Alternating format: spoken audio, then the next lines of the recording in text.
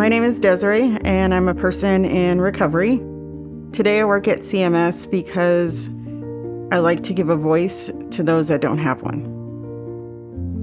Addiction is a disease, and anybody can experience that disease. It doesn't matter what background that you come from, what race you are, anybody can be affected by it. I think it mostly started in school. Kind of growing up, I always felt like the outsider. I always felt like the outcast. Throughout high school, I tried to start fitting in a little bit more. I would drink at parties, and that's kind of what set everything in motion from there. I was in college, and that kind of progressed even further, trying other substances here and there. I was married to somebody that was violent.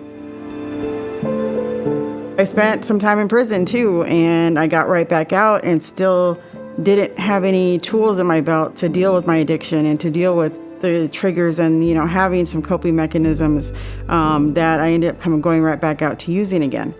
I remember one conversation I had with my middle kid. I said, "Are you afraid that I'm going to go away again?" And he said, "Yes." So it was kind of like a huge turning point. I think I was just done. I remember walking to my bunk one day inside jail, and I'm like, thinking to myself, what the heck am I doing with my life? I need to figure something else out and not continue back in that cycle, because I was afraid that my addiction was going to end up with me being incarcerated for many years. Once I got into recovery, I learned that using was just a symptom of the disease of addiction. My addiction can manifest itself in many different aspects of my life. There's not anything that I've had to deal with in recovery that I haven't been able to work through. And, I've lost my stepdad, I lost my grandmother, I've lost several people to overdoses, and I didn't have to use over them. Programs like CMS help people get their lives back on track.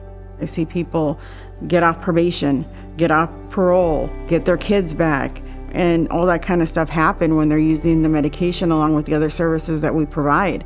It gives them a little bit more stability in their life. CMS has actually been very supportive. They understand that, especially those of us that have been through the cycle of addiction, they really, really promote self-care. I would tell the person seeking recovery or even thinking about recovery to find a path that works for them. There's going to be successes, there's going to be setbacks, but no success is too small to celebrate. I've learned that life happens. If I can take one thing at a time, then everything's pretty much going to be all right. Everything will work out.